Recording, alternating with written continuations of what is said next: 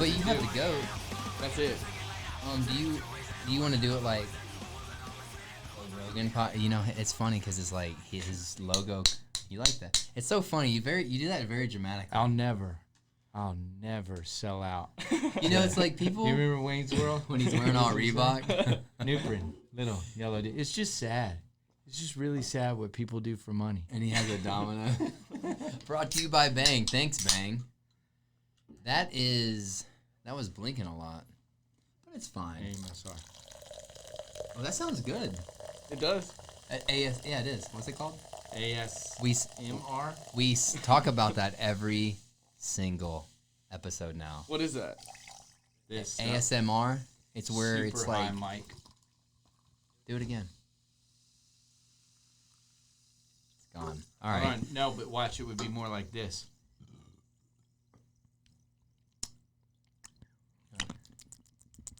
All right, we're done. We're done with that. Oh, I've seen those videos. That shit's weird. It helps my brother-in-law go to sleep. I've heard that. What he told me, like man. people listen to the smacking. What do you mean? Listen to this shit. Guess what Hannah goes to sleep to? Please tell me, Pimple Hannah. popper. Does she? No way. Every night. What is that doing to her psyche? It's like I want you to find a medium ground for your fucking vocal. She might become a dermatologist. Dude, she watches that shit Every night You know, to my go to ex bed. used to watch. She used to watch. I mean, she would stay on it. And at first, we first started dating. I'm like, man, she's on her phone a lot, man. What she's doing? And you know, I wouldn't want my mind to wander. But then I was like, hey, like, what do you always watch? Like, what's up? Because, you know, I don't want to be like a dick and be like, hey, like, what's up? What are you doing on your phone? Like, Right. That's psycho. I've noticed that you watch things a lot. Can I Yeah, ask I'm like, what it is? yeah, I'm like, what's up? And she used to watch things being cut. Like Like- animals? No. No, dude. Sorry. No, it's good. You should laugh. It's like like get a big a clay thing, and you cut it, and it was very like relaxing. But she would spend a really obnoxious amount of time on that. Did she talk about it, though? Did she say, like, look, here's the deal. I watch stuff being cut. Sometimes it's clay. Sometimes it's different stuff. It's different types of knives. And here's what it does for me. And here's how I feel about it. Did she have any type of self-reflection and awareness of why she was gravitating to those No, I videos? think she probably suffered from anxiety for sure. Okay. As So, we but all it helped do. with anxiety. Maybe, or like when we fought, maybe she'd watch and be like, "I need a video. I just need my fix, man. I need a vid." But when I used to, when my thing, when I used to like you and your girlfriend probably fight, I'm sure. Of course. Well, everybody fights. But my thing was, excuse me. Never had a fight. Okay. Ever. With anybody. Allison, that's a lie. And I know Anybody, it. man. I just bring love and compassion everywhere I go. I've never had a disagreement, an argument. Typically, people just align with my energy, and there's no reason to fight. So when I used to fight afterwards, to like heal myself, I would clean the house. Yeah, I've heard of that. And like she caught on to it, and she's like, "Oh, are you gonna go clean again?" I'm like, yeah, actually.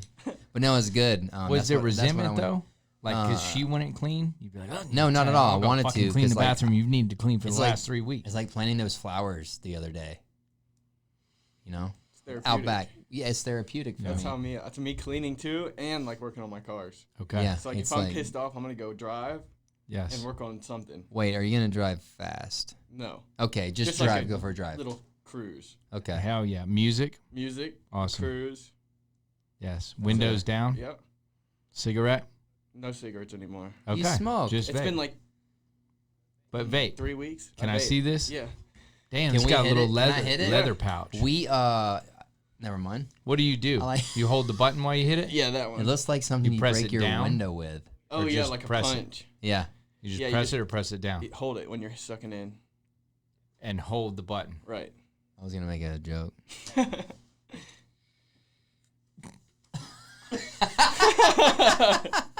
Strong. Wait, what do I do? It smells delicious. It's that button. That's you put your probably fingers one on. of the strongest ever. I'm nervous, dude. I'm nervous. You should be. That's strong. Because you like go Rip hard. that shit, dude. Come on. It is right. It's kind of smooth though. It's like a good. And what does that mean? There's nothing. The readout means I'm gonna tell you right now, man. The There's nothing wattage. smooth about this. I've never had a not well-rounded palate. I usually like that jelly bean test of what jelly bean it is. I'm horrible. Oh yeah, I'm like, I don't know. I'm bad at it too. What do you mean? Oh, like guessing the. Yeah, man. I don't have I have the least sophisticated palate of any human being you've ever met. On those food shows, on the reviews, I'd just be like, it tastes good. That tastes good too. And that was good too. What are we doing? You don't have. What are we fucking doing on this show? I don't think the anything, shit tastes good. It has nothing to do with your palate and everything to do about you being very uncultured. Yeah. I'm just, You like that? So you're not cultured. And I never respond to it because I really It's honestly hilarious. think I could care less about I that. know. And then There's you don't no care point. about. He doesn't care about food. He's like, I don't give a fuck. I'll tell you what I hate. He's I the hate perfect- food and I hate animals. You don't hate. Okay, well let's. You don't hate food. Animals? You don't hate. I don't hate You dude. ra- I just don't want them to ever Oh, really? touch me, man. Oh, so it's like a fear. No, it's like I want to hit it Oh. if it comes up and licks me. Yeah, yeah. If anything Come comes on, up and licks me. man. I'm being serious. I know. I like your Yeah, honesty. but why does everybody I have don't- a visceral reaction No. to that? Like I'm some fucking weird freak. You're not a weird freak. I think it's a strong. You have a very strong feeling about that. I want to be left alone, and I don't want to be touched. You run a youth center, dude. by a furry Okay. thing. They don't touch me. They don't come up and fucking lick me, dude. I'd punch somebody in the face real quick. So there would never be a therapeutic dog here. Probably. Yeah, we tried that story. dance. My oldest daughter's story. We had Lala. a therapy dog. Lala. Oh, so you do service have dog. one. Beautiful dog. Okay. Here we go. Here we I go. love that dog because I've seen what it does for Story and her relationship and her verbiage. I told you, man, my oldest daughter's story, autism on the spectrum. She's 7 years old. She has something called childhood apraxia of speech. She also has a multitude of sensory challenges. And then we had her genetically tested, and she has something called 16p, 11.2 genetic deletion syndrome. It's hardcore. Yeah, It's that's- so specific. It's That so sounds a lot. like that is such a. It's so. I don't know how to even describe that. It's not. I don't want to say extreme. It it's is. like It's a It's like genetic. wow, man. I don't know if you utilize the term disorder, but what it really means is that on the 16th chromosome, Yeah. the infinity symbol, Mm-hmm. that there was a minute deletion in a certain portion. The strands that run across it, one of those did not fully form while Story was in utero. And there's a lot that they understand about it from not necessarily a causal relationship. So in psychology, they say the term all the time, correlation does not equal causation. And there's a lot that they can correlate it with. So they're like, a certain percentage of kids with 16p have autism diagnoses, but a vast majority of kids with autism don't have 16p. Yeah. And then it manifests in different ways. So there's many kids who have 16p and different forms of it, and it can be much more severe than what my daughter's story has, where it can be completely nonverbal, tube fed. Just you're talking about heavy, severe, dude. and that's not Story, and we feel blessed and fortunate. My heart goes out to those families that have much more intense challenges. But I think the organization is called Simmons, that does the most amount of research. Excuse me. Chipotle. Oh, We just fucking 9 hard they do the Huckabees. most amount of research on Oh my god. 16p, and so it's very interesting. And it comes back to the term I use all the time: biopsychosocial. There's a biological, genetic component of anything, and I think figuring that out is helpful in understanding the holistic individual. But Story. So what has Awesome. the animal done for her? Like it Oh, works dude. magic for her? Lala, we went and picked it out. Lala. Little teeny Labradoodle. Labradoodle. Thank you. How do I even know that? Over. Dude, we went to this place, CPT. Shout out to Mark at CPT, Comprehensive Pet Therapy. And he is like a genius in the field and actually worked with researchers at Emory to get dogs. He's the pioneer in being able to get dogs to stand still or sit still for an MRI to be studied. Yeah. He trained him, dude. Or he scared the shit out of him. One of the two. And that dog's just like, yo, I'm not moving. But we got the dog for Story. We picked it out. Dude, I had to go to a fucking house, and there was 5 puppies, and he did all this training, and he figured out which one would respond, and it's organic temperament. And so he did like a crash test, and he dropped these pans, and he would watch how the puppy responded, and then I got first pick. I was there with 2 other people. Allison couldn't come that day, and he was like, this, I think, is the top one in the litter. And I had first pick, and I was like, cool.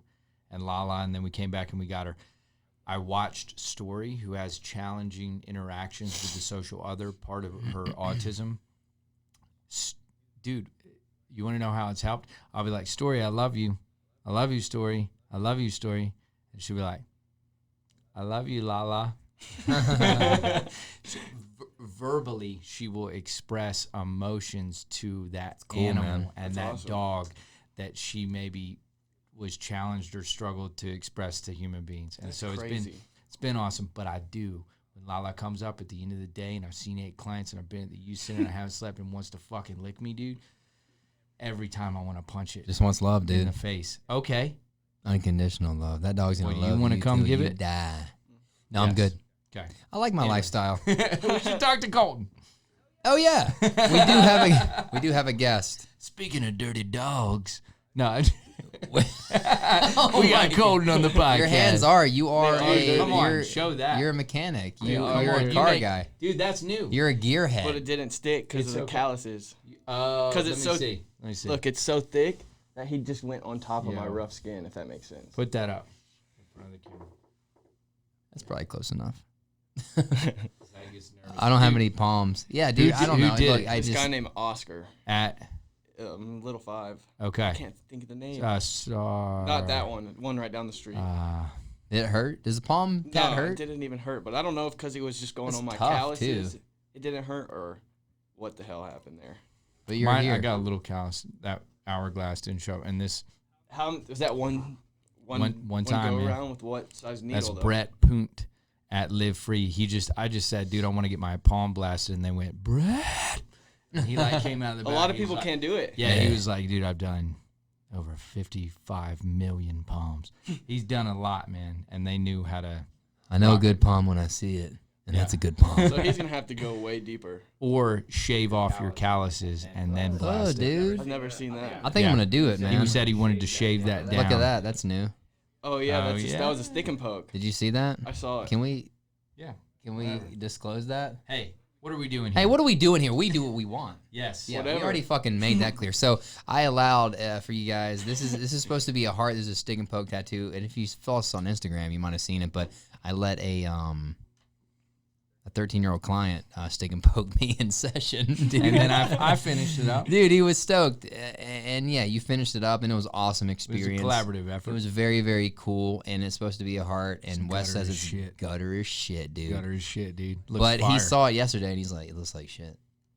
The client. The client who did it, but it's cool, and that's what we do up here, man. He thought it looked like shit. Yeah, he's like, let me see your. He's like, that was like shit. But it's like a cool story behind the tattoo. It's not. Yeah, about it's cool, man. It was very cool to see it. Yeah, I'm not too worried about it. I was like, yeah, stick and poke my finger forever. We did do it for a long time. But yeah, you're a gearhead, is what they're called. Yeah, is what you people are called. That's what we people. When did you become a gearhead? Yeah, what is that? The first time? Was it like 2 years old? You were like, gearhead. Probably like is he 4. British little Probably kid? 4. Okay. 4 years what old? happened? Do you remember it? Starting to work on dirt bikes. Okay. Riding dirt bikes. So it started with dirt bikes before cars. Mm-hmm. But there was always like a race car in the garage, so it was kind of both. Okay. Why was there a race car? My stepdad raced cars. What's his name? Eddie. Yes. He raced cars at Lanier. Okay. Just for a hobby. Okay. But not on a pro circuit. No. But did he like know any of the level. pro guys or? Not really. He just did it. And are we talking about NASCAR loopy loop? Yeah, just not drag race. I'm sorry, what'd you call it? A loopy NASCAR loopy loop. We talking about the NASCAR loop. So, dude, Come on, the loop-a-loos. Did he put you in the car early on, like Yeah. 4 years old, and just whip that shit, and you were like, whoa? I never rode in it with him because I couldn't get in it on the track because there's only one seat in it. Okay. But like around the neighborhood, I'd drive it. Okay. Fuck and yeah. then On his lap, you know. when did you start riding dirt bikes? 4. Damn. This is in your blood, dude. It's a passion. The lineage. Because when I met you, you were 15. And you were pretty heavily involved in riding back then, right? Yeah. So So as you've soon been- as drugs and everything came around, that was stripped from me. Which was? Which was, I understand why. What age? You understand? 17, Yeah. 18. Which is interesting because that's when we started. Wait, well, you understand why? What? What do you mean? What did you say? to Like my that? parents weren't going to keep buying me motorcycles if I was out Oh, sure. fucking around. But you were that when drugs entered your life, that passion completely went away, and your fixation was on that. And dude, I can 1000% relate because I started bodybuilding at 30, but I was really into it at 20, and I mean I was fucking in it, and I turned 21. Alcohol entered my life big time legally, and that just went down the drain. That's all it does, man. Completely, dude. It's so sad how we can get so Isn't that fixated fucking on like nuts, a dude? substance or It's like, I'd rather be doing this. And it's Anything. like, dude, it's becoming so blind to the fact that how fucking self-destructive that is. yeah. But also, you know, learning from it, but thinking back to it, you know, and you speaking to it, I'm like, fuck. It's just, But yeah.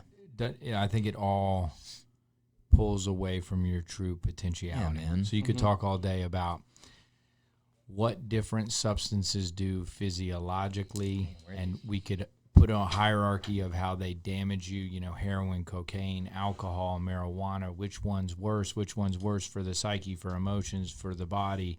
At the end of the day, an addictive relationship with anything, Yeah. behaviorally, a behavioral process, video games,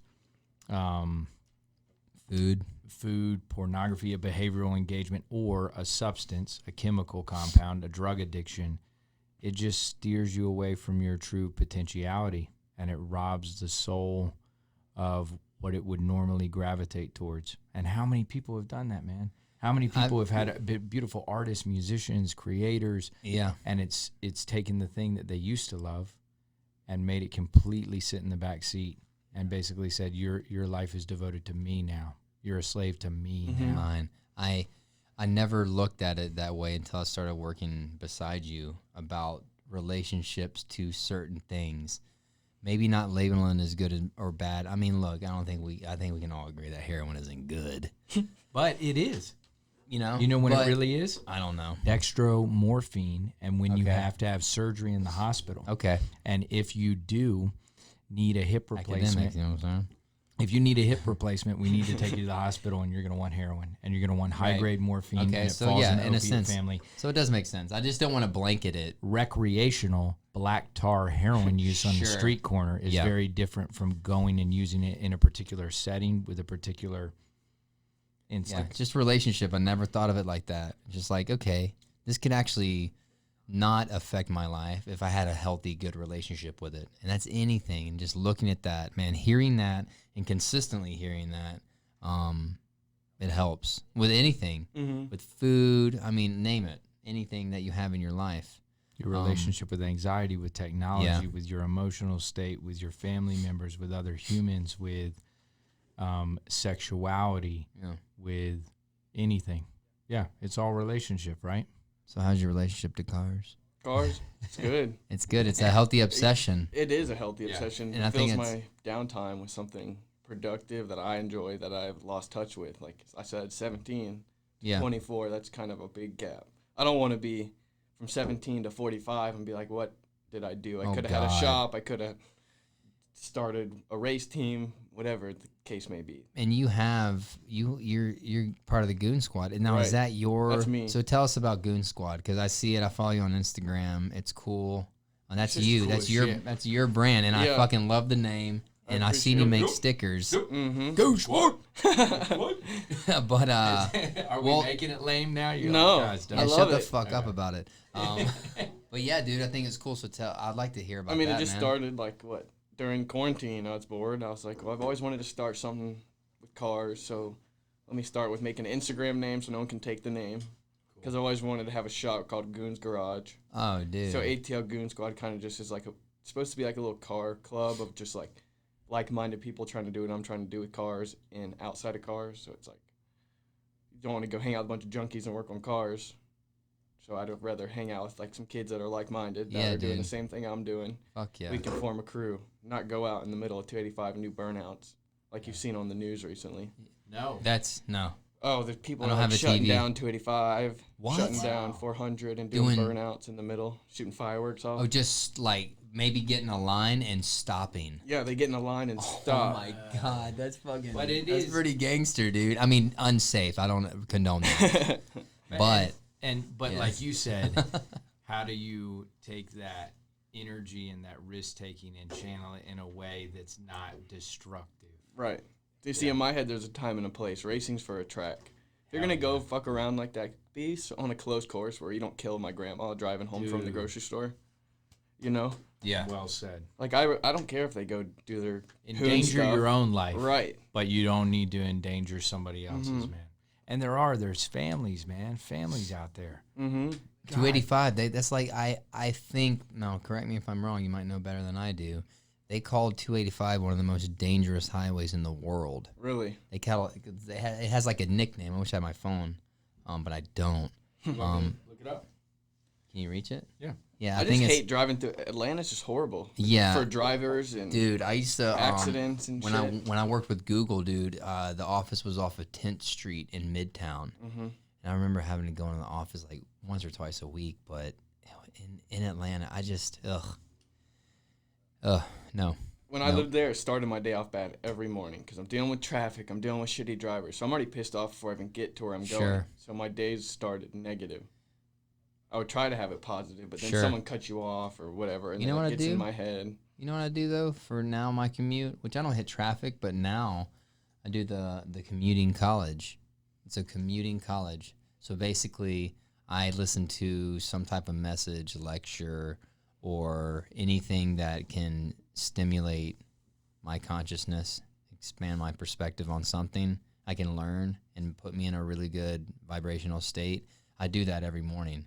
And typically when I drive home, I'll pull up, listen to Tony Robbins. I'll drive home, listen to Robin Sharma or Jordan Peterson. And I commute 30 minutes here. It's an hour a day, dude. That's what, that's 7 hours. That's, part-time job of me learning. 28 to 30 hours a month of me just listening to good educational messages. It puts me in a good fucking state. Really? Absolutely. Are you ready for this? What does it say? With several access points to surrounding highways and state roads, I-285 has become not only Georgia's most busy highway, but in the entire nation. With this being said, the highway has an extremely high volume of...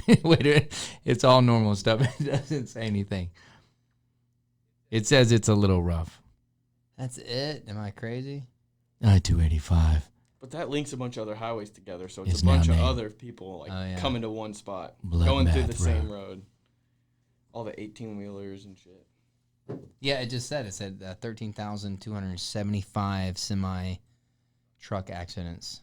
That's crazy. Who knows? I don't fucking know. But yeah, burnouts in the middle of the highway, that's not cool. No. The Goon Squad does not represent that. Okay. Will you share your story, dude? Of course. Will you give us some background and some understanding? Who are you? Well, are you cool to talk about how we met? Yeah. So you were 15, and I'd been working at this organization, Vive, doing therapeutic mentoring. We got lined up. Remind me, had not gone to a program. Not yet. So, do you remember we met for a little while, and we were always cool, dude. From the time we met, it was chill, it was cool, we hung out, did work together, and then when did you give me a little bit of a history in terms of substance use, a synopsis of when it started, progression, treatment, and what that kind of looked like. Okay. So the first time around was, we worked for a little bit, 15, 16. I didn't really get out of control yet. Started really messing around with pot at age 14. And then I got into trouble with my parents. Just they found weed in the house and they didn't like it. They smelled it, got caught smoking, all that kind of stuff. And then they found you, so we started linking. They found Wes in your room? No, they found Wes. I was in the closet. They found Wes. I mean, I guess I'll hang out with him. Sorry, I have been wearing his door was clothes open, and I know. using his bathroom. Dude, when we linked up, I remember talking to you, and I could have the timeline wrong. I'm getting older, man. It's been a long time. Oh, here we go. But you were smoking a lot of dabs and a lot of wax. Yeah, And I've I always remember- kind of been in, Yeah, in dude, the I wax remember more that. than It's And heavy, you were like, dude. flower. I would talk about flower because I had stopped smoking. I stopped around December 2005, 24 years old, 37 now.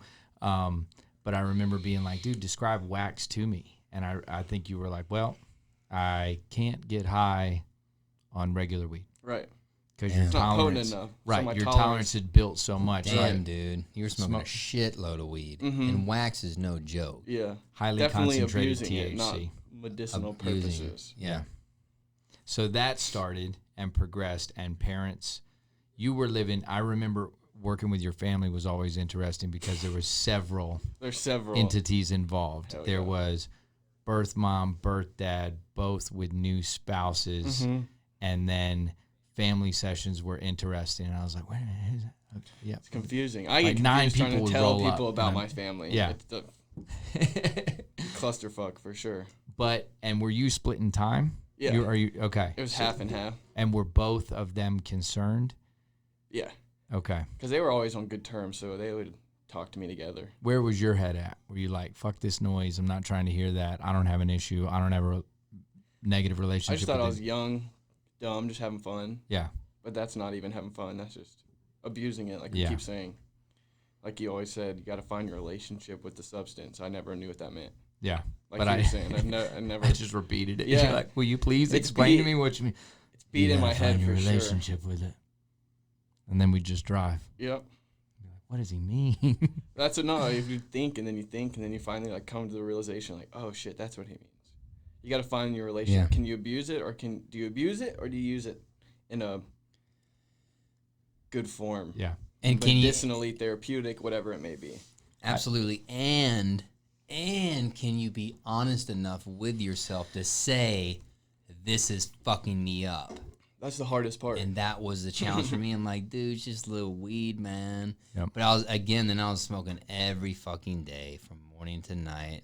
And then it just, you don't want that to be the answer. Right. And you're like, no, that's not what I'm saying to myself. And how much psychic time and energy Yeah.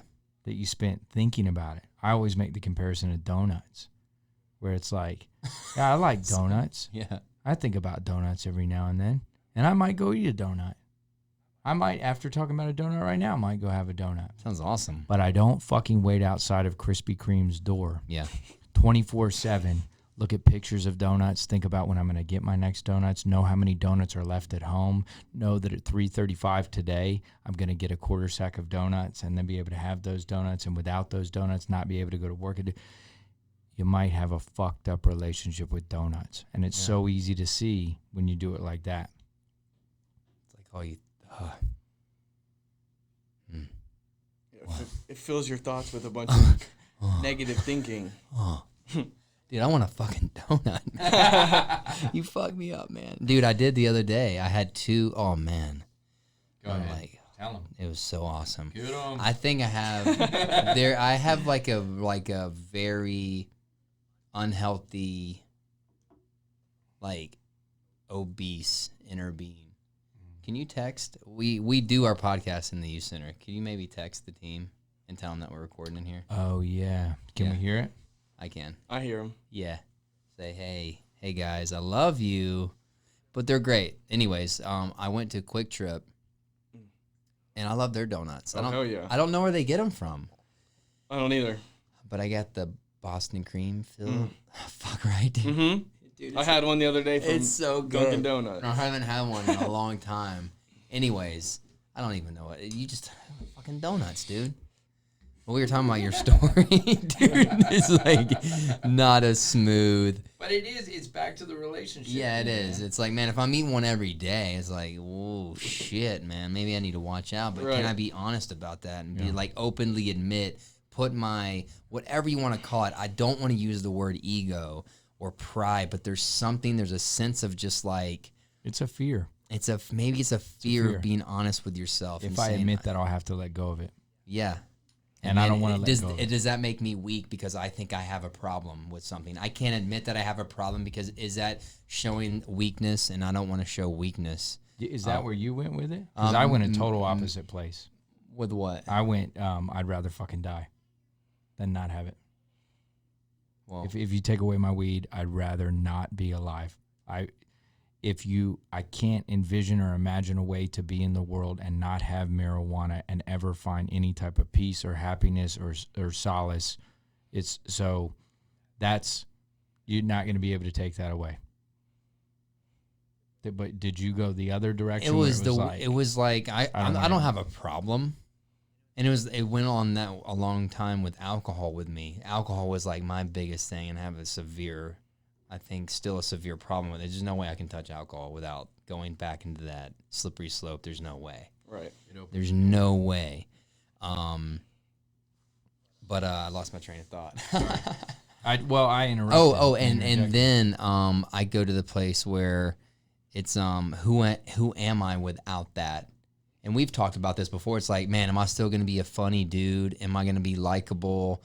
Will I still, because I used to smoke before I went and lifted weights all the time. It was my thing, dude. And I was like, man, it gets me in the zone, dude. And, I used to be like that with pre. Me neither. I was sitting on the couch. No, dude. I was a super. And that's the thing, doing, bro. And that's where my relationship was with it. I was like, man, I'm still doing all of these things with this substance, this external force in my life. Yeah. And I'm still moving forward. Is it really that big of a problem? And I was just, again, we've talked about this several times on the podcast, is like, I just asked myself, what could I take out of my life to make me a little bit better? And those were the answers. Mm-hmm. And the real answer it's hard to come to terms with it when you don't want that to be the answer. You look at every other way around it. It's okay, what's the alcohol? Yeah. It's this, it's that, it's this, it's that. It's like, fuck no, it can't be the weed. That's like the last thing I hold on to. Yeah, man. Yeah. Yeah. And then we kept meeting, and then after a couple years of us meeting, I just got into more things like Xanax, hallucinogens. Started smoking way more weed, and just kept escalating down that slope. I got sent to Sousa, the Carolinas, which is wilderness, for 67 days. How old at that point? 17? I was 17 at that age. Yep. So I went into there, and I was there for 67 days, and basically what it taught me was, I got stripped of all my necessities, my wants. All I had was literally what I needed: food, shelter, and water. That's all they gave me. So it really kind of made you think about, like, wow, my phone I take for granted every day. Like, I can just go up and we can look up shit and have it right here, right then and there. Yeah.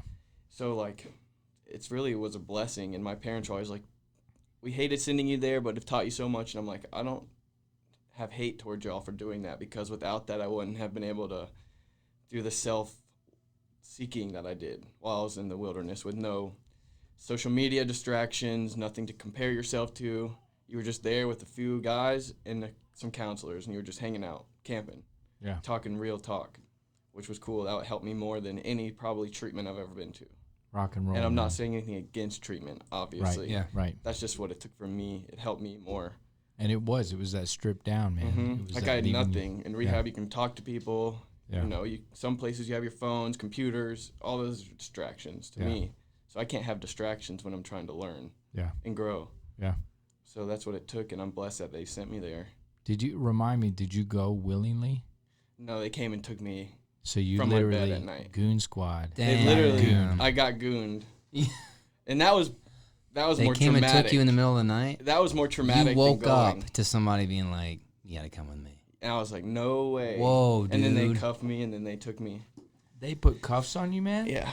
Text the peeps in the gym. Yeah. But it all happened shittily, but if I wouldn't have gone willingly, so like my parents were like, we'll just get them taken, which I'm grateful they did get me taken, because I wouldn't have done that.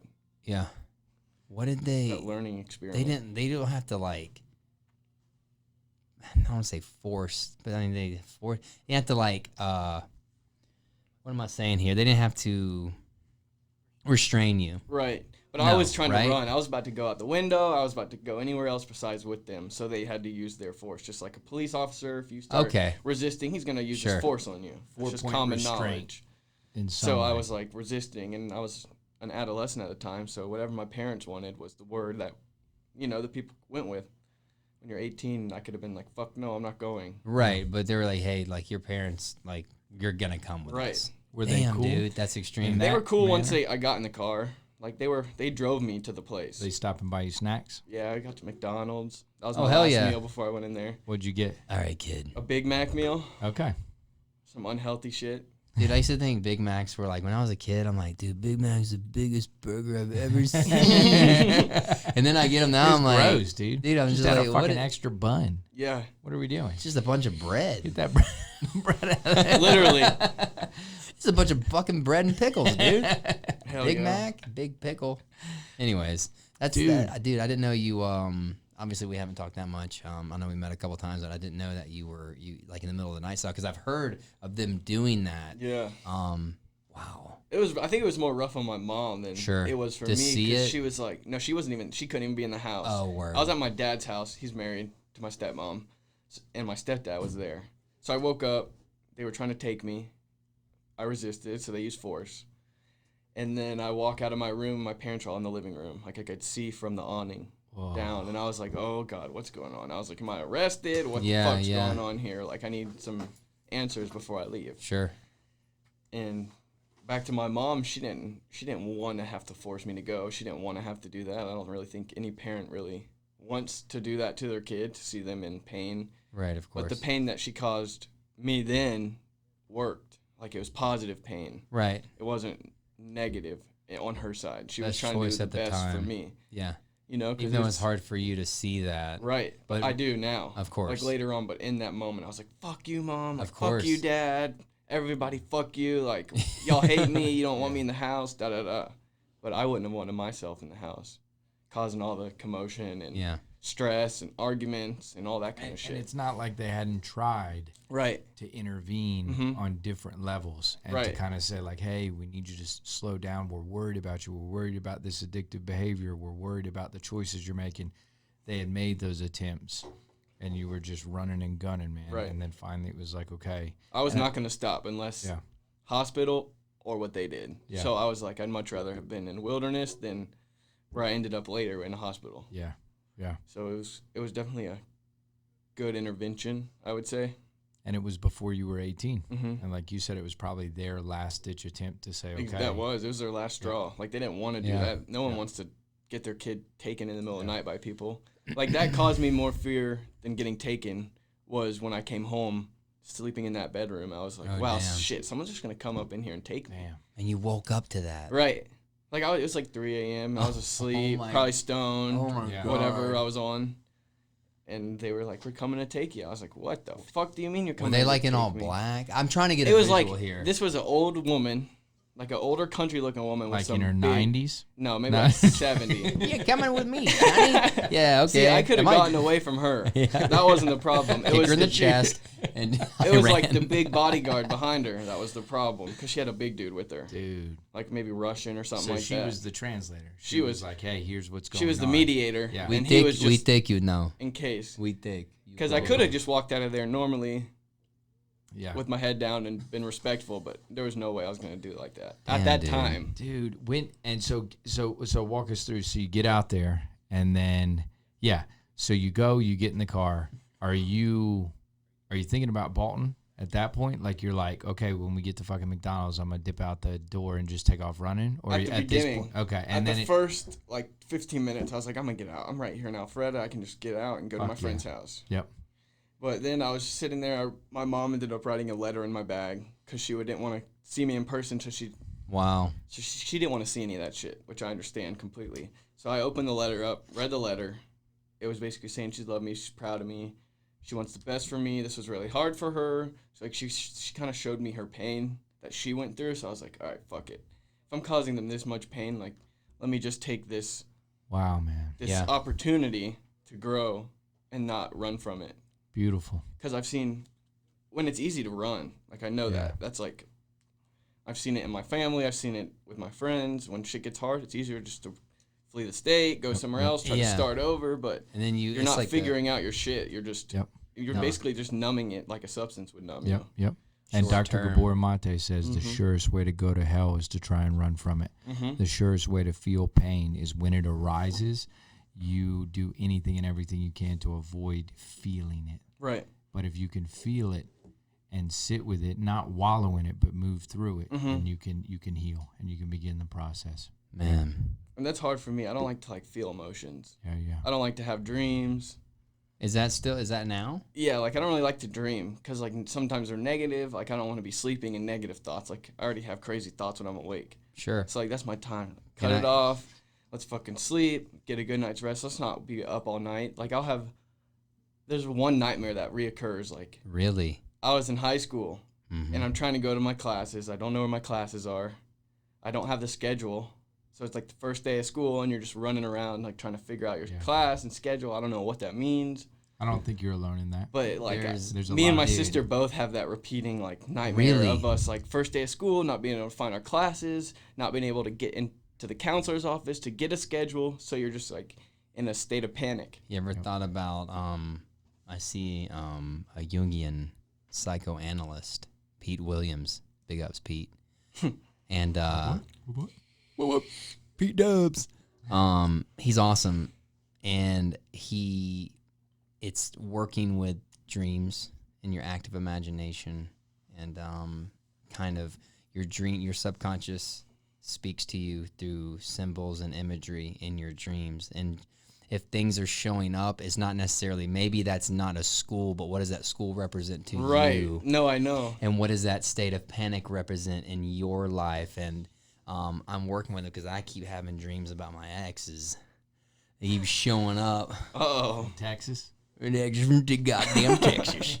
But that's interesting. But back to what you said about your crazy thoughts. I always like to take the stance of you are not your thoughts. You're the observer of your thoughts. Okay. Thoughts and ideas have been around. They're energy. And we tune into that infinite intelligence. We tune into that energy. Dude, we all have whacked out thoughts. Hell yeah. And most people are like, dude, what's wrong with me? It's like, man, you're the observer. If you can take the position and the stance of like, you're not your thoughts, you're the observer of your thoughts. And you can choose. You can't control your thoughts or what enters into your conscious mind, but you can choose which ones you become emotionally attached to. Mm-hmm. And then when that happens and you emotionally attach to something and hold that and sit with it, then it starts affecting your emotions and your actions and then your results. I'd love to do something like that, just to like figure out what my dreams mean to me. Yeah. But it's so crazy that my sister has the same exact That like, is very reoccurring interesting. dream that's like, it's not like a nightmare, but like that's a miserable day. Like going to your first day of school the and panic fucking lost. state. Yeah, dude. You don't know anybody, you're lost, which I grew up at the same school, so I've never been to different schools. Always had friends, always knew the counselors and all that shit. Yeah. So like it wasn't, I don't know why the fuck I have to dream. Like I was never scared on the first day of school. Yeah. Like it's like you're saying, it's something else. Yeah, Like, it represents the school's something else in your else. life that your subconscious is trying to say to you, or what am I saying here? I guess not a message to you, but symbolic. yeah, what does that symbolically mean in your life, and how can that help you heal? What is that showing you? What layer is that uncovering? What energy is that trying to clear within you? And he let me borrow a book. Robert A. Johnson's Yeah. Dream Work Using Active Imagination. No, Inner Work. Yep. Robert A. Johnson, Inner Work, Using Dreams and Active Imagination to Uncover and Do Your Own Work. And he's a Jungian psychoanalyst. And I would encourage anybody that wants to look at their dreams and begin to do that work on their dreams. You can do that yourself, but he also cautioned you in how you do it. Because it takes a lot of work, man. It's never going to be as simple as I had this dream and this occurred in it. What does it mean? Right. It's Jung especially and Freud thought that the dream world was the doorway to the unconscious, and the unconscious being the most inaccessible part of our primordial energies, and looking at dreams as a way to peel back layers and better understand our unconscious and what's going on. And that's a process, man. And that's cool because I was just about to say, like, I wish I could tap into my dream state, not sleep, like not asleep. Like, I wish that they could tap into me and be like, pull it out of me. Yeah. So I can see my subconscious thoughts. Yeah. Oh, man. Like, that would be cool. It might be scary as shit. Right, but man, like, God knows what's in there. Right. Oh, my God. But, like, you don't... It's scary to like, dreams, think like about, you're saying, man. I can't remember all the dreams I have. You have so many a night. It's good but to that get up one, and like, write them sticks down. out. Like, I remember it. I've had it for years, decades. And it's they say that no one can say, because I had somebody reach out to me and say, hey, what do you think this means? I'm like, I was told, and I think you shared as well with me, is like, no one can translate or interpret your dreams but you. Right, you have to figure them out yourself. Like, I could have all the fucking thoughts and ideas all in the world about it, but that means nothing to me. Jung would vomit if he... He would, man, if you were like, I had a dream about a snake, and somebody was like, well, that represents this. He would be like, what the fuck? No. We have to sit with the idiosyncratic individual and understand their first experiences with a snake, how they view a snake, what emotions they attach to a snake, what it embodies for them in their own individual unconscious, and every person is different. So a dream about your teeth falling out doesn't fucking... Brenda... sorry, I don't know how to say it, but a dream about... Who's Brenda? I don't know, but it's, you know what I mean? It's all those people who are like, well, I had a dream about my teeth falling out and holding a snake, and then somebody going, well, let's just Google that and see what that means. Looks like that has to do with fear and insecurity. No. Right. So everyone's is different. Absolutely. Yeah, absolutely, And dude. it takes work, and it takes time, and it takes energy. And what does he say in the film Waking Life? The goal, and you made me think about that. The goal becomes to take the infinite, unlimited potentiality of our dream state and weave it into our waking state, and to live that. The dreams being the doorway to potentiality, creativity, anything that we could ever do and create and be and are. How do we take that dream state, pull it into our waking lives, and bring it into existence and manifestation? But then that goes, some like holistic therapy can do that. Yeah, absolutely. Like, there's a bunch out there. Yep. Not here in the United States per se, Yeah. but in other countries they are doing things like that, like Absolutely. helping with PTSD, helping with anything like that, any type of PTSD. Yep. Which is pretty cool. I was going to say, man, and this, I don't know if you had the same experience as me, but when I was a daily habitual marijuana user, I never remembered my dreams. Me neither. Never. It's like you just knock out as You opposed shut to that sleeping. off. Right. Which, what does that say? Dude, I about never the realm of the unconscious? Dude, nothing. I never remembered any dream when I was smoking on the reg. Me neither. But now that I'm clean, it's like all the time. I'm like, dude, that was intense. I felt like I was there. Right. Wake up in like a puddle of water from a scary nightmare or some dude. shit like and that. I have to like feel it. Like reorient myself with my surroundings. I'm like, oh yeah, this is where I'm at. I'm at my house. That I wasn't. Maybe I was there. I was there. It's literally like a crazy like hallucinogen. Yes. Yeah, man. Like, and that's what I tried to do with hallucinogens. So powerful. But it didn't solve it. It didn't do anything. Like, sometimes when I was doing hallucinogens, I thought I found something out or figured something out, and I might have a few times. Yeah. But majority of the time, it was just to get the feeling. And that's interesting, man. Or to not be in my body, just to have an outer body experience. Yeah. But you bring up, because in that book, the last stage, I think he goes through 4 stages of how to work with your dreams, and one of them is to take the dream, the last final step is to bring it into a ritualistic physical manifestation. So if you dreamt about a goldfish, you might go buy a goldfish and actually act out in your waking life a part of. And I think with psychedelic use and hallucinogens, so much is people never taking what they experience in that realm and what they learn and understand and intellectualize. They never bring it in and apply it. Right. And so it just becomes these mystical, they get addicted. It's a spiritual bypassing and an addicted to a mystical experience and never doing the work. Right. Psychedelics could be useful. But then, like if you said, the go do heroin, work. like I like that. it's That's like medicinal, like someone that's a doctor or whatever is doing it under their control, Yeah. you're doing the right dose, the amount. So if you do ketamine therapy or Yes. mushroom therapy, Yep.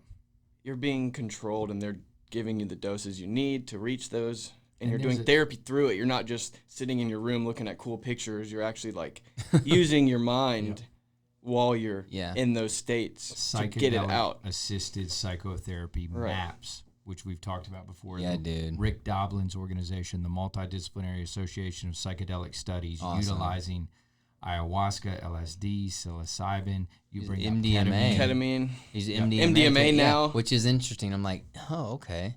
But of course, like in the States that I've always taken it, I'm just like in a club. Right. You know? We did it for the wrong purposes to have fun as opposed to like actually do growth. And psychedelics, man, like I've taken those, and I think that I was always searching for. I always heard this, and it was so intriguing to me. Is like the death of the ego. It can strip a little bit more away of that. It can bring out the more of the like the light and the loving side. And I believe it, man. And psychedelics came into my life for a very short period of time, and I found a good use for them. And ever since, I have no desire to. And if it comes around again, I'm like, okay, this makes sense for me now. Because I'm like, dude, I'm never gonna do acid or mushrooms. No fucking way. Right. And I just wasn't. I think my inner being was like, dude, you're not even ready, dude. You got an immense amount of fucking inner work to do before you even. Like Ram Dass's, what you just said it is like this could be useful. Could be useful. Could be useful. And at the Carolee Baba. At the time, He says that. Baba. And it was useful for me, and it was beautiful. And what attracted me to that was the death of the ego. And I was kind of after that because I feel like I lived in that state for so long and let the ego lead, or the bad wolf, or that other wolf lead me for so long. I was like, man, I want to strip it however I can. Speaking of psychedelic-assisted psychotherapy, I had to pee really bad. Can Really? I go pee? Go pee. Yeah, and that didn't have anything to do with it. Like, it's just... Yeah, it's who you are. We'll keep running it. You've been holding it? Yeah, real bad. You've been holding it for 52 minutes? This is how we run our podcast. We're going to keep rolling, dude. Yes, please. I'm not even going to stop. I'm not even trying to edit this. Hell yeah. I mean, I could. It'd be like, and we're back. Yeah, we got these things. And you can't pause it? And you can't just like pause the live stream? Or because it's live, you can't pause No, it? it's not live. I could absolutely edit, but I think it's fun. It adds to a certain rawness. Just like, hey, like we do the podcast in the youth center. It's like there's gonna be some noise and stuff like that. But I'm like very meticulous about it, and I get all like, I don't know, man. I should learn to relax a little bit more. But I like it. I like it this way, and I want to keep it as professional as we can. But it's life, dude. That's good, as long as you still have fun doing it. Yeah, like, yeah. you can make it as stressful as you want, but as long as it's still fun, absolutely, yeah. That's what matters at the end of the day. We have 2 of these today. 2 today? Mm-hmm. So another one, what time? 5:30. Oh, okay. So it's cool. It's with our fitness nutrition director, Michael. Oh, okay. So we were doing like guests because we had put it off for a couple weeks, just because man, we just got busy, and then just like a lot of referrals and families started coming on, and and just the days got away from us. But we're trying to do one every Thursday. Okay. And stay really consistent with it. But that'll help with the viewers too. If someone's like every Thursday, every Eternal Thursday. Strength has their live stream. Let's tap into it. Yeah, and we were on a live the other day from Talk Story Podcast. The guy that I met, Gavin, what up, Gavin? In Hawaii, and I was on his podcast, and then he invited me and Wes to do his live Instagram, and that was cool because it is live, and it's like, hey, like there it is, dude. Whatever we're saying, that was a long day. That was a really long day, and we're like, yo, dude, by the way, we still got that IG live to do. So we were super weird. I think we were pretty weird on it, but I like that, man. Keep it really raw. Let me pee real quick. Oh, Yes. your turn. I love this. This is great, dude. No, I'm good. I've already I peed myself.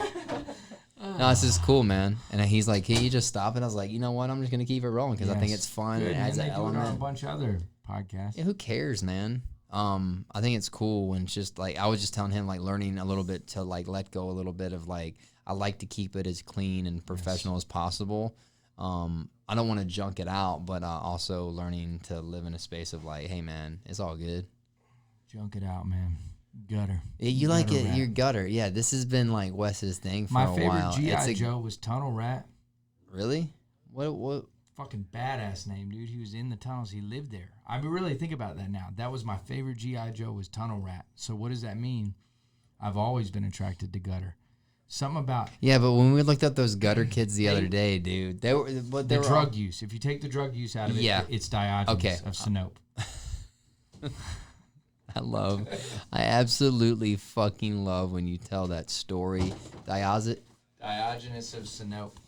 It's Do you awesome. know the story of Diogenes of Sinope? Can you please? All right, story time with Wes. Okay, we go back to ancient Greece. Okay, so we're talking Plato, Socrates, Aristotle, the earliest philosophers. Where the birth of philosophy. The birth. And Diogenes. What sparked my interest about Diogenes, dude, was handle it. Text No, that you're good. Keep going. with your dirty car fingers. Text that. I love it, dude. It's raw. Dude, That's gutter. They stay dirty like that. Is your girlfriend like? No, she Cool with doesn't it? mind. I mean, Yeah. she doesn't want me rubbing it all over her or anything like that, but she doesn't care. Straight for the face. Like, At first, she'd be like, "You're dirty all the time." It's like, well, I work in a shop, so I'm going to be dirty. gearhead, baby. It's who I am. So Diogenes, I remember it was in college, and it was a philosophy class, and they started talking about Diogenes, and they were like, "Yeah, Diogenes challenged a lot of social norms. Was one of the first to do that, and he had a practice. He'd like to come out into the middle of the town square and masturbate in the middle of the town square." Okay. And I was immediately like, I remember being in class and being like, "Well, damn, that's pretty fucking awesome." I didn't know you learned that in school. I didn't know they taught you that. Yes. That story. And I went and on my own said, "What's up with this dude, man? Whacking it in the middle of the town square. I had to see about this, man. Sounds a little bit like it might be a genius." Or a pedophile. I like how that's where And he your wasn't head whacking it to anything, but he was just kind of like, went. Is he making eye contact? nah, man, he was just kind of fucking looking off, like, what are we doing? Like looking at everybody, like, what are we doing? And he birthed the school of cynicism and the school of cynics. And so existentialism, all these different philosophical schools, stoicism, he was one of the original cynics, man. So he didn't bathe. He lived out of half of a bathtub. Now here's where I didn't like him. His best friends were dogs. Uh-oh. Little bit of a discrepancy between Diogenes and I, but he would do some pretty cool shit. He'd carry around a lantern during the middle of the day. And they'd be like, "Diogenes, what are you doing?" He'd be like, "I'm looking for an honest man, and I can't find one." Whoa. Awesome. Heavy, man. You fucking liars. You fake pieces of shit. You liars. I'm gonna cut you to the core, and I'm gonna tell you what's really going on in society and culture. Yeah. And then another story was, and I forget whether it was Plato or Aristotle or Socrates, but two of them were arguing about what it meant to be a human being. And they finally they were in the town square and they were meeting, and they finally came up with to be a human being is really just a featherless bipedal, walk on two. And they were all like, "Oh yeah, sounds good. Yeah. Socrates said it. Sounds pretty good." Not Diogenes, dude. He fucking comes in. I always imagine him kicking open the door, and he holds up a chicken, and he rips out all the fucking feathers, and he goes, "This a human?" And he just drops it in the middle. What the fuck? Featherless biped? I think not. And then my next favorite, out of half of the bathtub, Alexander the Great, another story. He comes up, richest man, most powerful man, and he kind of respects Diogenes. He's like, "Damn, this dude's raw. I want to go talk to him and see what's up." So Diogenes is laying, dude, in the bathtub. This is the funniest part because I imagine this guy just like gutter, dude, laying in this fucking bathtub. Sounds about right. And Alexander the Great comes up and stands. "Diogenes, I've heard a lot about you. I really respect you. I think that you are a pillar of the community. I appreciate you masturbating in the town square. But I think what you're doing is really at the forefront, and it's progressive. What do you need? What can I do for you? Can I do anything for you? Women, money, clothes. I want to use my power to help you in any way that I can. Is there anything that I can do for you, Diogenes?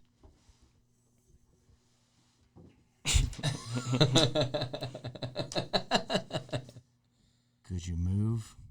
You're blocking the sun. That's what he said. That's wild. Dude! And that attitude, man, that like, I don't care how much money you make, how much power you have, what credentials you have. I don't need anything from you. And maybe I've worked out my own internal psychological things so much that I am spiritually attuned and the material world doesn't own me like it does others. Love it. Fuck yeah. Non-attachment, Diogenes. dude. Non-attachment Yes. to everything. Yeah. Like I'm logical in life. I try dude, I love that story. I love when you tell it doesn't get old. His dad was really rich. I just so think it could that- just be like a rebellion. Fuck you, Dad. I'm gonna live in a tub. It could be a little bit. That's could what be. gets me, man. Is the half the bathtub, and he's just fucking lounging, man. Do your Diogenes.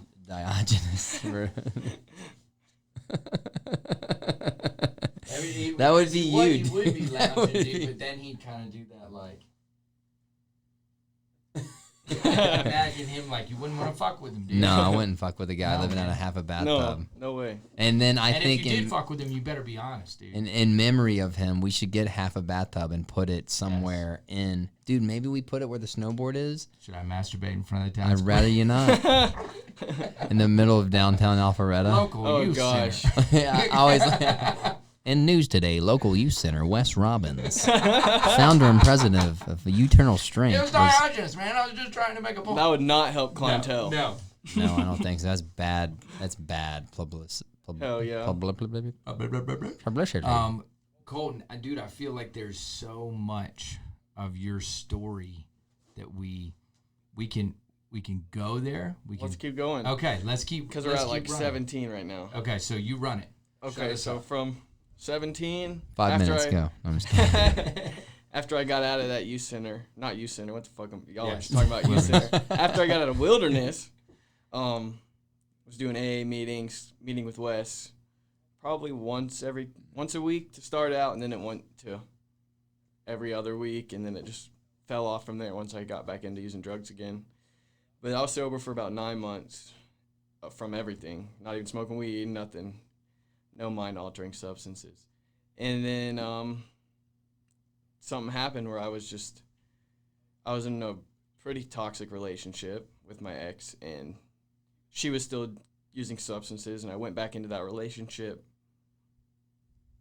After treatment, after everyone was like, don't do it, it's going to end in relapse, da-da-da-da-da, girls are bad in recovery. I was like, oh, okay. Like, I hear all this shit, but I don't believe what you're saying. So I got to do it myself. I got to learn the hard way. So I did it. A common theme in AA is stay out of a relationship for at least a year. Yeah, and during your abstinent sobriety. and- Abstinent, no What is relationship. that? What is that though? Is It's it to what help. was? You got to work on your fucking self. So and just it's gonna be stay hard to like do all that. the energy into you and not okay. That's It's not gonna be Because hard like to a have a relationship, relationship. yeah. Okay, it's fair. A relationship, you're worried about what she's doing. If she's, Yeah. what is she doing? She's out, not Taking at the the focus house on with me. Like, abandoning ship. right. So, Let's get you healthy, you Yeah. balanced. Let's get you to have a healthy, balanced relationship with yourself. and they're not saying Before we don't look at have a coupling. relationship with someone. They just say you shouldn't do it. It's typically like 9 out of 10 times it won't work. Yeah. And I was like, well, I'm going to be that one that can make it I'm work. the exception, And man. no, it didn't fucking work. We ended Yeah. up both high, living at her dad's house. And then the drug use just kept going and going and going. Ketamine, started shooting ketamine, Yeah. bunch of opiates, Xanax, mixing them all together, which is like a deathly combination. So that's never good. Just like basically like checking your heart rate, checking your breathing, making sure everything's still going. That's a scary way to fall asleep. And that went on for probably we dated for like 2.5 years. So the first half a year was when I was sober, dealing with her bullshit, getting drunk, trying to fight me, calling the police, saying I'm beating her. So I went through all that kind of shit And in you're a hoping relationship. she's gonna get sober during that time. Like Right. You're trying to encourage. I'm trying and to say, help like, her, but you can't help someone that doesn't want to be helped, as we all know. So Fucking preach it, brother. her time is now. She's thriving out in Florida, which I'm really happy for her. Beautiful. That's awesome. She's Beautiful. got almost a year now, Awesome. which I still, Big I ups. care about her to an extent. Like, once you love someone, that doesn't just go Yeah, away. she's a human being, dude. It's always She's there. It's a like, human, man. I don't want bad for anybody. Yeah. And so the drug use just kept getting worse and worse, and then my parents found out about it, so then we had like a little intervention. You need to stop, da-da-da. I was like, no, and then I kept going. And then, what was it? I was 20, I believe. April 1st, my mom got a call saying that I was in the hospital for an overdose. I was on a oxygen machine, only could take in like 10% oxygen, which is not good. I couldn't breathe on my own. That's why they had the machine. Damn. And I was in there for 3 days, and they kept trying to send me to treatment while I was in the hospital. You gotta go. I was like, no, fuck this. No, I don't want to go. I just got a hold of some bad shit. Like, it's not gonna happen again. What are the chances? It's pretty fucking common that it happens nowadays. You get some bullshit that kills a kid. Yeah. Unknowingly. Yep. Until after, and they test his blood and whatever, see what's in his system. Like, oh, this kid's got fentanyl. No, I was just eating Xanax. Yeah. They're putting that shit in weed. They're putting in everything now. So I was like, before the overdose, back up a little, I was like, oh, I don't care if I die. I'm ready to go. I'm worthless. I don't have anything to live for. So like, what the fuck? Why do I want to even get sober? Then I was in the hospital looking up, and I was like, holy fuck, I was not ready to go. I'm only 20 years old. I have way too much life to go through. And I'm still here, thank heavens, to this day. Clean off opiates. Just, Hey. which is awesome, because I was like fucking a slave. I was a slave, and that was like the worst type of relationship I ever could have been in, besides like with a person. It was just as toxic or more toxic than a relationship's ever been. Yeah. Because it was like my girlfriend, my wife, my best friend. She wasn't going to leave me. Yeah. You know, as long as I had money, I was going to get her. Yeah. That's it. And after the hospital, didn't end up going to treatment. Was living at my grandparents' house in Alpharetta, and I was still shooting ketamine. So my mom came in. How much? Maybe like 2 grams a day. A lot. For how long? A decent amount. Like those whole 2 years leading up to the overdose. And was that experience daily? Like, as long as you had those 2 grams, you could get to a decent space and kind of function? Yeah, well, for me, it wasn't even like, I didn't want to be able to function. I wanted to shut everything off, so I was like in a state of sleep. Yeah. And that's what I could do with that. Yeah. I could tune everything out, and I'd hallucinate other things where I'm somewhere else, I'm doing something else, just not physically here. Like I said, I love outer body. Yeah. I don't like being in my body. Yeah. Like, I just don't. Yeah. Like, I feel like I don't like who I am in the past. I'm starting to love who I am. Beautiful. And recreate all of those memories that I loved doing as a kid. Why can't I still do them? Yeah, you can. You know? And you are. So that's what I'm trying to do now. But after that overdose, I mean, that shit saved my life in many ways. Like, that, I didn't touch anything after that because, I mean, I was still smoking pot. But after that, I was like, holy shit. This is like a real game out here, like Russian roulette type of game. Not like hopscotch. This shit's real out here. Like, you might get a pill, you don't even know what it is. They don't know. They're going to tell you it's a 30 milligram Roxy. Yep. That shit wasn't a Roxy. It was not. Yeah. At least there was none in my system. It was just fentanyl. So you can't trust anybody. You can't trust a drug dealer. It's not, like we said, it's not a doctor. He's not prescribing me it, which there is that going on out there too, but that's a whole different story. There's not much ethical due diligence in the realm of drug dealing. No. It's money. It's money. There's no testing involved. I mean, sure, I would on my stuff that I was doing, but then I wouldn't do it for certain things, and then it bit me in the ass. So from that experience, I definitely learned a lot. Like, I'm not ready to go. I'm worth it. I have potential. I can do this shit, and I will do it. It's just a matter of time. I'm trying to compare myself to Bill Gates, Wiz Khalifa, Amazon, the guy that owns Amazon. Jeff Bezos. He fucking started in a little office shittier than this, like in his garage. You got to look at where people saying start. This office is shitty? No, Hey, he's no, way no, shittier no, than this piece of shit. No, he was in. He What was is in this, a a garage. HUD home? No, dude, But- he did. He started, and it's the starting of. It's the starting of it, man. No matter where the fuck you're at, what you have, use your available immediate resources just to continue to at least take one fucking step. And you just said it. 6 words, man. And Zach, I'm going to quote Zach on this because he says it a lot. Somebody else said it, but he says it enough that I associate it with him now. Comparison is the thief of joy. Facts. The only person you need to compare yourself with is you and Right. where you've been and where you're at and where you're moving and where you're growing. And we do that in this culture as we look to, well, look at all these other people that are doing amazing and I'm never going to be able to accomplish Right. that. So what am I fucking doing? Mm-hmm. It's an immediate way to compare ourselves. But as. my point, I'm trying to compare to people that have already made it. They've Yeah. been eating peanut butter and jellies, bologna Yeah. sandwiches back in the day. Right. They started from the They ground just started. up. Yeah, dude. I can't look at what people have done over 10 years and try to do it in fucking 6 months. It Yep. just is impossible. Yep. No, dude, when you put a harsh timeline on it too, man, and I spoke about this yesterday, man, you take time out of the equation, it can't not happen. Period. You keep moving towards something, man, you can't not get there. Right. You will.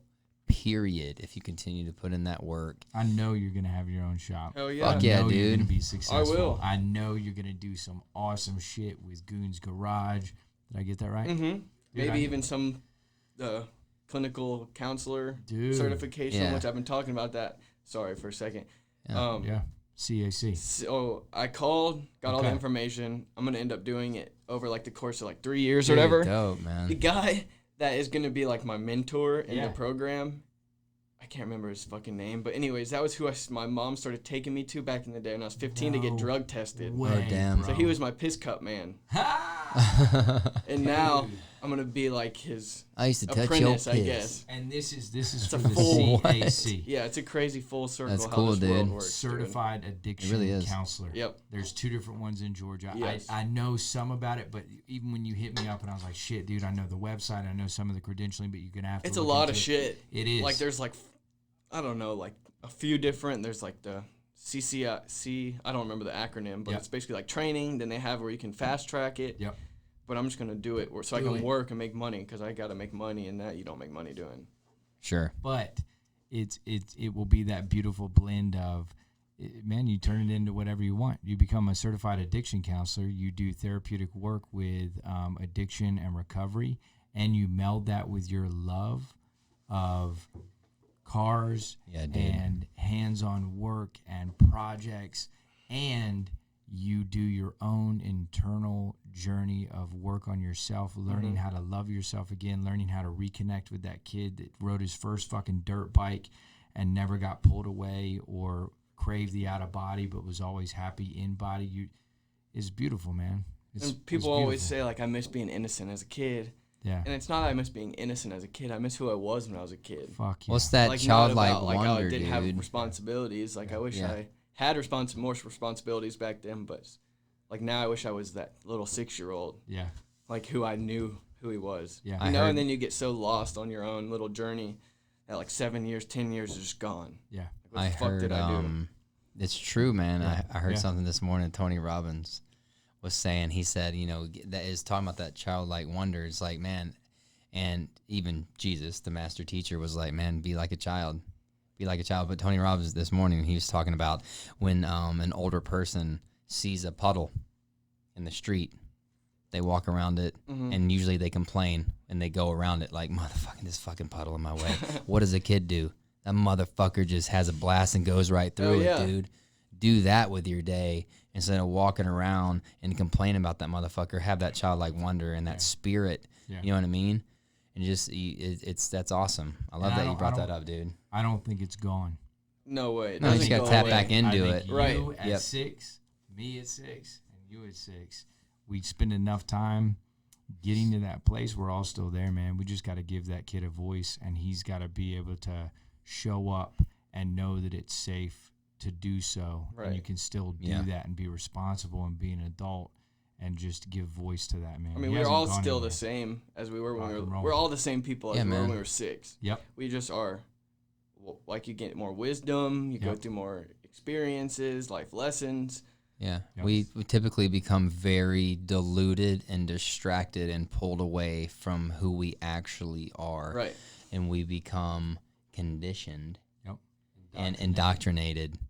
And we lose that, man. And it causes such misalignment, and tapping in and keeping that childlike wonder, man. Because it's like when you're a child and you're holding a stick that's a machine gun. Well, that's a fucking machine gun. Hell yeah. You know what I'm saying? That's real. Right. And, nothing is impossible to a kid. Anything can happen, man. Anything can happen. Right. And you can still have that and still be a responsible adult, but still have that childlike quality, man. And I never want to fucking lose that. Ever, dude. Ever, ever, ever. And there's no way I'm going to. I think it's very important. You know what I mean? It's like, man, you can wake up and be a counselor and go fucking have a blast working on cars all day and just end your day and be like, holy shit, this is what I'm doing. Right. And I feel that here, dude, when we're jamming in there with a young person. I'm like, damn, dude, super blessed to be able to even do this work and just like doing just awesome stuff. Oh, you know what I mean? And that's cool. I think that, I can see that. I can see the Goon's Garage, man. I can see it for and you, like you were dude. saying, you wanted to have like a shop, therapeutic body work, automotive work. That's like real. Like that's like a real possibility because like it really is therapeutic, getting your hands on something and doing something. Experiential, like I've always hardcore. like cutting the grass. I could see what it looked like shit before. Yep. Now it looks great. Yes. I just love the shitty results to the gold results. Restoration. At the end. Yeah. At It's its just like finest beautiful to of me. any Same with form. art. Watching Yep. someone start a painting and then finishing it. It's like, damn. Yeah. I just don't have that imagination to put like that on a piece of paper without seeing it and then drawing a replica. But I also think it's your heart, your soul, your medium, and I think everything can be seen as art. Right. And you're Absolutely. working on cars. That's and my you're- art. Yeah, that's my your form of art. And that's what you're good at, Absolutely. man. Right. Steve Harvey talks to that, man. It's like, man, he knows. He brings up people who, like, I used to go to this guy who cut my hair, and then I hired him to cut my hair, and now he's a millionaire, and he cuts hair. Right. You know what I mean? He's and an artist. you just, like, whatever you're good at, you should be doing that, man. Nobody told you to go down and get a degree to be a fucking dentist, and you're not really that good at it. You know what I mean? It's not what you really want to fucking do. Right. What you want to do is what you tap into that, and you have a passion, you have a feeling, and it exudes from you. And yours is cars, man. You showed up with, like, greasy ass hands, dude. Right. Every time I see you, and I fucking love it, dude. Yeah. And your Instagram speaks to it. You Yes. speak to it. It's fucking beautiful to see somebody who knows and who has tapped into that side, their potential and their passion, and they're living that. And they have a fucking vision, and they have an aim and a direction to it. And who knows what can come into that vision as you start moving towards it. Shit you never thought was possible. Right. Shows up, and you're like, man, I never thought I'd be doing this Right. with this. You know what I I mean? think some it's cool opportunities are about to open up Absolutely. Dude, in the yeah, next dude. few years. Like, And I it's- just feel it, you know? Yeah. Like I'm very like in tune with myself. So like I always like if something bad that happened to somebody I love, I feel it. Yeah. And I reach out before it even happens. Hey, is everything okay? Yeah. I had a bad feeling about you today. Like, what's up? Even Yeah. friends, family, Yeah. whatever it may be. And like, you know, sometimes they don't tell the truth and it's like, okay, maybe that was false. Right, Something bad right, will happen right. later that day. But you feel like you have that